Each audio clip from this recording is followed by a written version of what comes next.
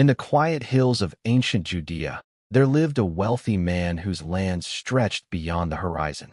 He had 2 sons, the elder, steady and obedient, content to work the fields, and the younger, bright-eyed, ambitious, yet impatient for life to happen beyond the walls of his father's estate.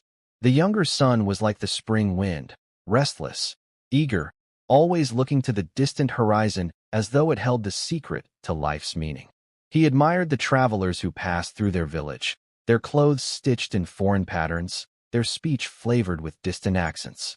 One morning, unable to contain the fire in his chest, he approached his father. "Father," he began, his voice steady but laced with excitement, "give me my share of the inheritance now.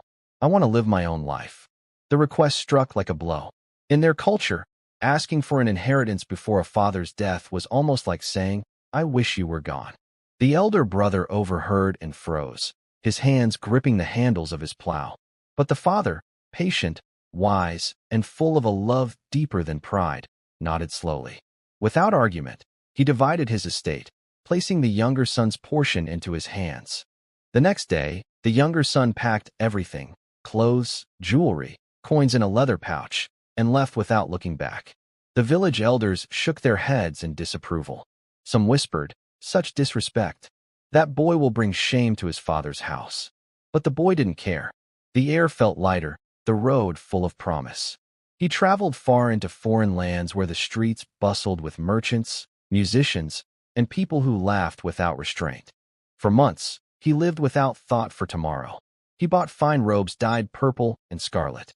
He feasted on lamb roasted with herbs, figs dripping with honey, and wine poured without measure. He surrounded himself with people who cheered his generosity, women who flattered him, and so-called friends who toasted his freedom. Nights were filled with music, dancing, and reckless laughter. Coins slipped from his fingers as easily as water. Each morning, he awoke later, a little more drained, but quickly drowned the unease with more pleasure. Then, like a shadow over the sun, famine swept through the land. Prices soared, food grew scarce, and the once lavish parties disappeared overnight. His friends melted away when his purse emptied. Soon, his fine robes were pawned for bread, but bread itself became a treasure he couldn't afford. In desperation, he took a job no Jew would willingly accept, feeding pigs in the fields of a Gentile. The stench clung to his skin, the mud caked under his nails. Hunger gnawed at him so fiercely that he stared at the pigs' pods, wishing he could eat them, but even those were denied to him. One evening, as the sun sank in a wash of red, he collapsed in the dirt. Tears carved tracks through the dust on his cheeks. His mind drifted to his father's house, where even the servants ate bread until they were full. "What am I doing here?" he whispered. "Even my father's lowest servant lives better than this. I will go home. I will tell him, 'Father, I have sinned against heaven and against you. I am no longer worthy to be called your son. Make me like one of your hired men.'" The journey back was slow and humbling. His fine clothes were gone. He wore rags. His body, once full of life, was thin and bent. His hair was tangled, his feet blistered from the rocky roads. With each step, shame pressed heavier on his shoulders. What if his father refused to see him? What if the village mocked him? But hunger and longing drove him on. Meanwhile, at home, his father had never stopped looking toward the horizon.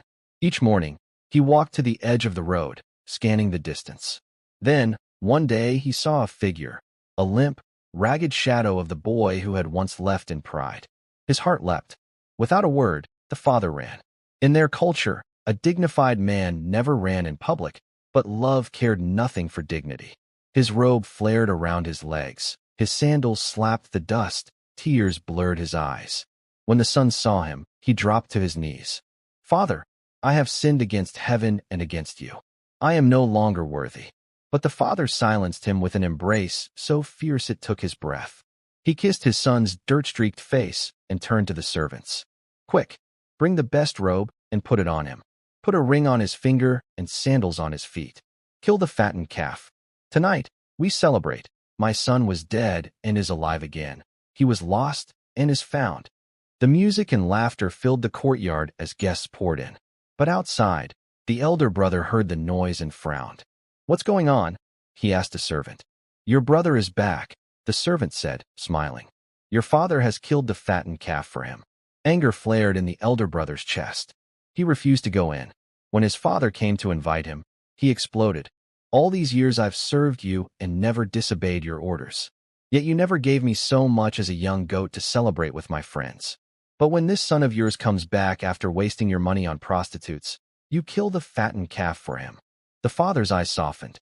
"My son, you are always with me, and everything I have is yours. But we had to celebrate and be glad, because your brother was dead and is alive again. He was lost and is found." The younger son sat at the table that night, tears mingling with laughter, overwhelmed by a love he did not deserve. The elder son stood in the shadows for a while, torn between pride and the joy of restoration. And Jesus, telling the story, looked into the eyes of his listeners. For the tax collectors and sinners, it was a promise. God's arms are always open. For the Pharisees, it was a challenge. Will you rejoice in grace or cling to self-righteousness? The story ended without saying whether the elder brother entered the feast. The choice, as always, is left to the hearer.